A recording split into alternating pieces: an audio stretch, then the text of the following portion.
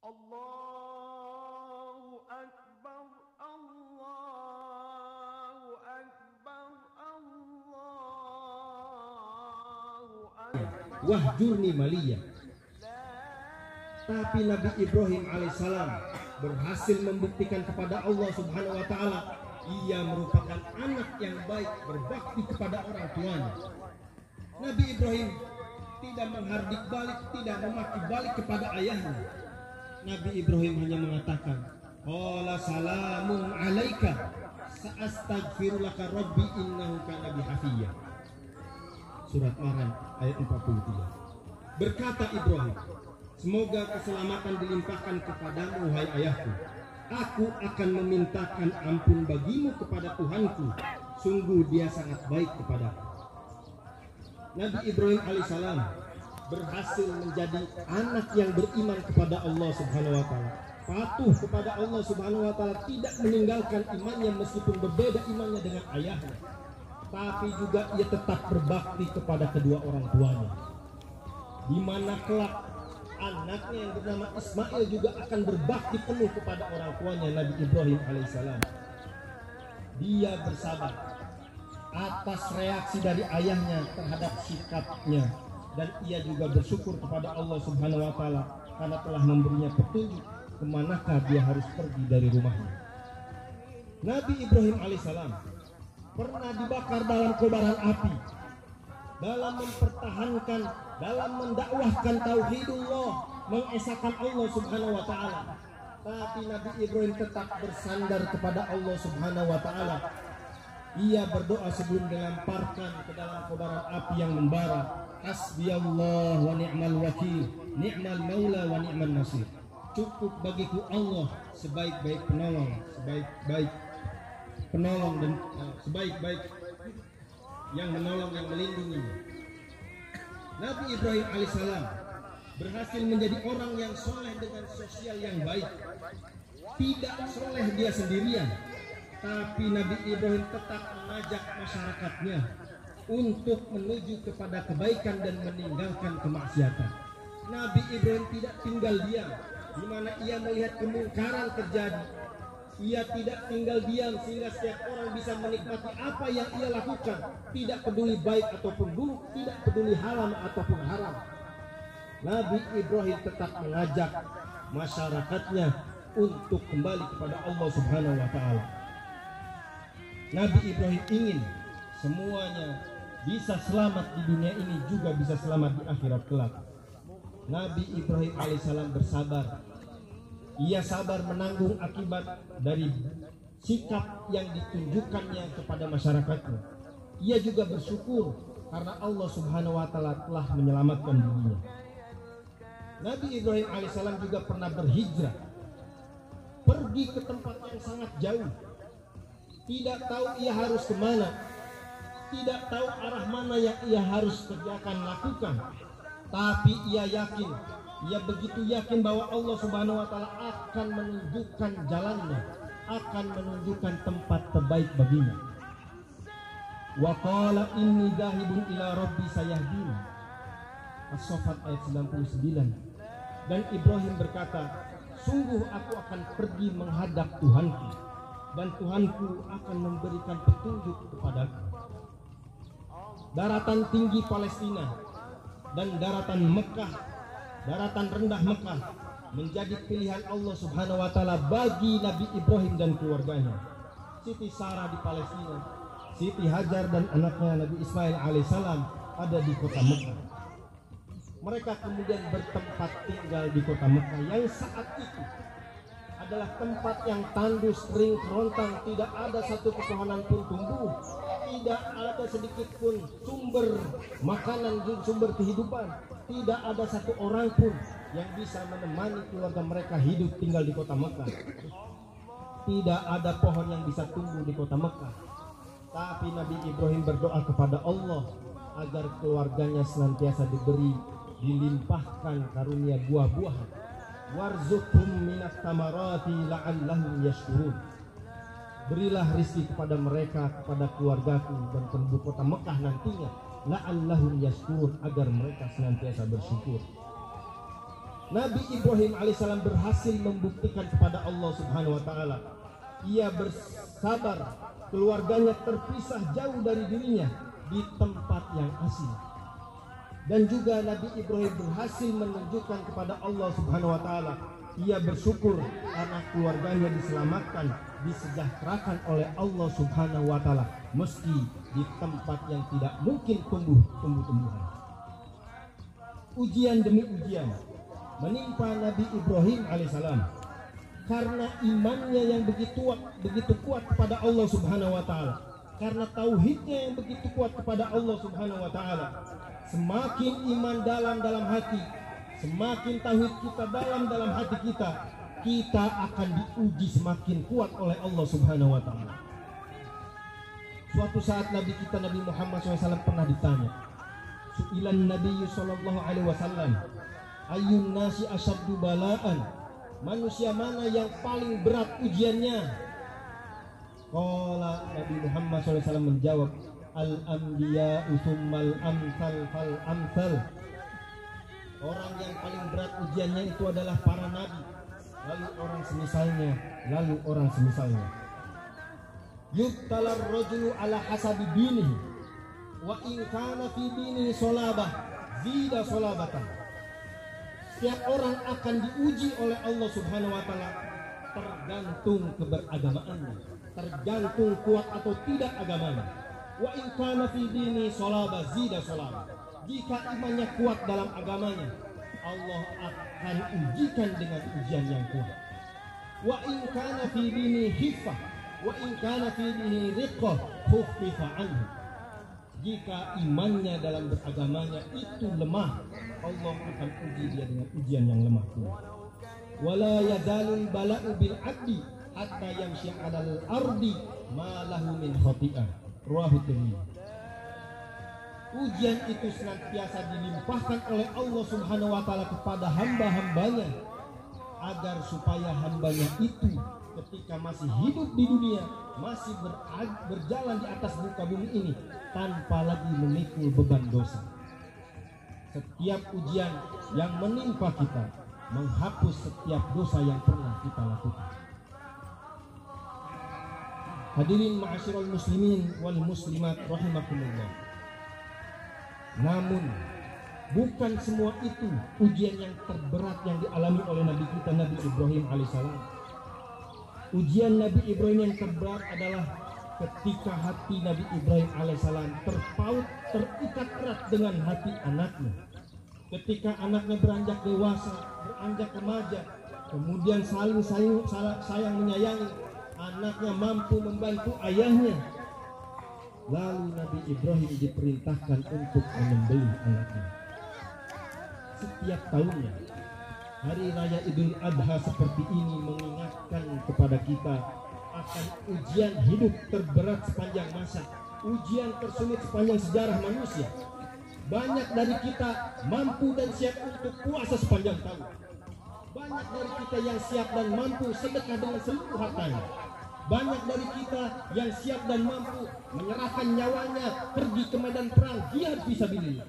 Tapi tidak banyak dari kita yang siap dan mampu ketika melihat anaknya, belahan jiwanya terjatuh, terluka, berdarah atau bahkan diganti dengan apapun. Tidak banyak yang siap dari kita. Allah Subhanahu wa taala mengatakan dalam Al-Qur'an, "Inna hadza lahuwal bala'ul mubin." Inilah ujian yang nyata bagi Ibrahim. Itulah yang dialami oleh Nabi kita Nabi Ibrahim alaihissalam ketika anaknya yang merupakan anugerah dari Allah Subhanahu wa taala, hadiah dari Allah Subhanahu wa taala atas ujian-ujian yang sebelumnya dialami oleh Nabi Ibrahim dan ia berhasil melewatinya. Nabi Ibrahim berdoa kepada Allah, habli minas sholihin, anugerahkan kepadaku ya Allah anak yang saleh. Lalu Allah memberikan hadiah sebagai imbalan dari rasa sabar dan syukurnya terhadap ujian-ujian sebelumnya. Fabasyarnahu bighulamin halim. Kami gembirakan hati Ibrahim dengan lahirnya anak yang penyabar, yaitu Ismail. Tapi justru disitulah ujian yang terberat Nabi Ibrahim alaihissalam. Yang tadinya anugerah dari Allah Subhanahu wa taala, justru disitulah ujian terberat Nabi Ibrahim alaihissalam. Maka ketika Nabi Ismail alaihissalam anaknya sudah mandiri, hatinya terpaut dengan hati ayahnya, semakin cinta dan sayang Nabi Ibrahim alaihissalam kepada anaknya, Nabi Ibrahim diperintahkan oleh Allah untuk membuktikan ketulusan cintanya kepada Allah Subhanahu wa taala. Allah tidak mau dinomorduakan. Tidak boleh ada yang lain yang bisa melebihi cintanya kepada Allah Subhanahu wa taala. Falamma balagha ma'ahu sa'ya qala ya bunayya inni ara fil manami anni azbahuk fanzur madza tara. Ketika anaknya Ismail sudah bisa berjalan, sudah bisa mengikuti jalan ayahnya, sudah bisa mengikuti ayahnya kemanapun ayahnya pergi, Nabi Ibrahim alaihissalam tambah cinta tambah sayang kepada anaknya. Ia bermimpi dan mimpi para nabi itu adalah wahyu, diperintahkan oleh Allah Subhanahu wa taala, inni arafil manami anni azbahuk, aku bermimpi aku menyembelihmu wahai anakku. Fanzur madza tara, pikirkanlah bagaimana pendapatmu. Nabi Ibrahim alaihissalam bisa saja melakukan perintah Allah Subhanahu wa taala itu dengan menyembelih anaknya ketika ia dalam keadaan tidur. Nabi Ibrahim bisa saja menyuruh orang lain untuk menyembelih anaknya, yang penting anaknya mati. Nabi Ibrahim bisa saja tidak melumuri tangannya dengan darah anaknya, asal anaknya mati, kemudian ia tetap cinta kepada Allah Subhanahu wa taala. Tapi Nabi Ibrahim alaihissalam malah meminta pendapat anaknya supaya anaknya juga ikut mendapatkan pahala apa yang diperintahkan oleh Allah Subhanahu wa taala. Anaknya yang penyabar itu malah menjawab, ya abatis al-matukma satajiduni insyaallahu minasabirin. Ayah hendakku, lakukanlah apa yang diperintahkan oleh Allah kepadamu. Dengan kehendak Allah, insyaallah engkau akan mendapatiku dalam keadaan sabar. Nabi Ibrahim kemudian bertekad untuk menyembelih anaknya, taat patuh kepada Allah. Nabi Ismail ikut ayahnya, taat patuh kepada Allah Subhanahu wa taala. Dia siap untuk disembelih oleh ayahnya. Falamma aslama, ketika dua-duanya itu berpasrah diri, menyerahkan dirinya kepada Allah, taat patuh sepatuh-patuhnya kepada Allah Subhanahu wa taala, di atas pembaringan Nabi Ismail alaihissalam berkata kepada ayahnya, disebutkan dalam tafsir Al-Qurtubi, ya abatis dud ala ribati hatta la aqtarib, ayah hendakku, eratkanlah tali kekangku ini supaya aku tidak banyak bergerak. Waktu thiyabaka li alla yantadih alaiha syai'un min dami fatarahu ummi fatahzan. Singkapkanlah bajumu hai anda ayah hendakku, supaya tidak terciprati oleh darahku, jika melihatnya ibuku akan sedih. Waqtifni lil wajhi bi alla tanjur ila wajhi fatarhamuni wa li alla anjur ila syufrati fa afza. Palingkanlah wajahku ayah hendakku, supaya engkau tidak bisa melihat wajahku, kemudian engkau tega, kemudian melunak tidak jadi menyembelihku, dan aku juga tidak bisa melihat pisau yang ada di tanganmu, supaya aku takut. Wa asri marrasikin ala halqi yakunal mautu ahwan alayya. Cepatkanlah pisau itu menyembelih leherku ayah hendakku, supaya kematian itu ringan bagiku. Wa idza ataita ila ummi faqriha bin salam. Jika engkau nanti bertemu ibuku, sampaikan salamku kepadanya. Nabi Ibrahim kemudian membaringkan anaknya di atas pelipisnya. Falamma aslama wa tallahu lil jabin. Ketika dibaringkan anaknya itu di atas pelipisnya, pisau sudah menghunus di atas lehernya Nabi Ismail alaihissalam. Wa nadainahu ayya Ibrahim. Kemudian Allah Subhanahu wa taala memanggil Nabi Ibrahim alaihissalam. Menekoklah Nabi Ibrahim alaihissalam. Qad saddaqtar ru'ya. Inna kadzalika najzil muhsinin.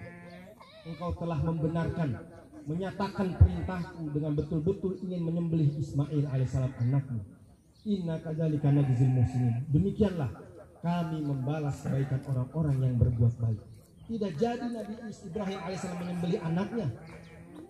Cukup bagi Allah tekad bulat yang ditunjukkan oleh Nabi Ibrahim alaihissalam dalam mentaati perintah Allah Subhanahu wa taala. Inna hadza lahuwal bala'ul mubin.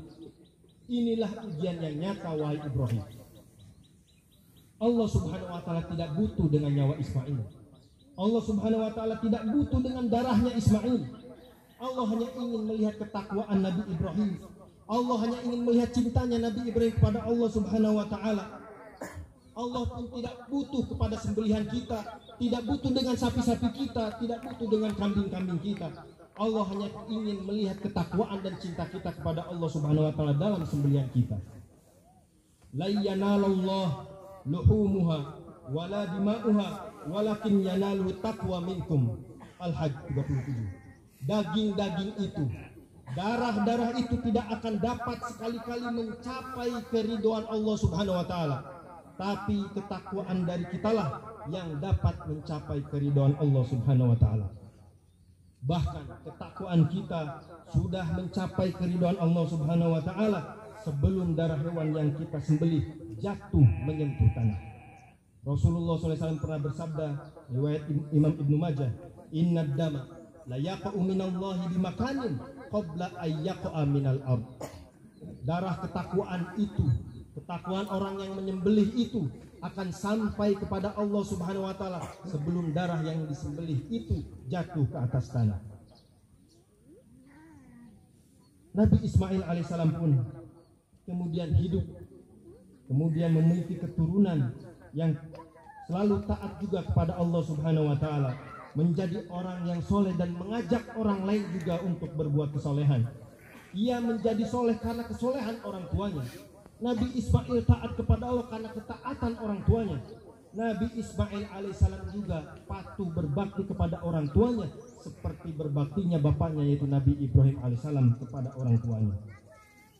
Kisah Ismail tidak pernah bisa dipisahkan dari kisah Nabi Ibrahim alaihissalam. Allah Subhanahu wa taala berfirman dalam surat Maryam ayat 54 dan 55.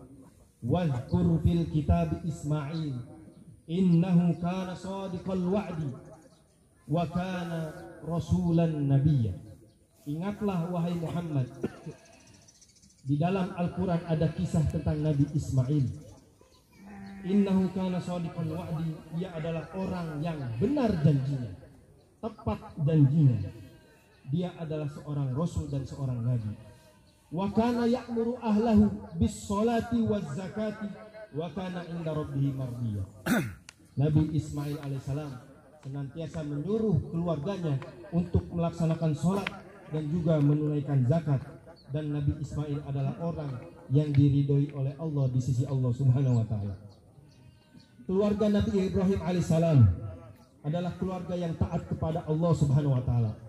Keluarga yang soleh, keluarga yang menjadi suri tauladan baik bagi kita sebagai seorang muslim. Demikianlah Allah Subhanahu wa taala memerintahkan kita untuk menjadi seperti Nabi Ibrahim alaihissalam. Barakallahu li wa lakum fil Qur'anil karim wa nafa'ani wa iyyakum bima fihi minal ayati wa dzikril hakim. Wa taqabbala minni wa minkum tilawatahu innahu huwas samiul alim. Allah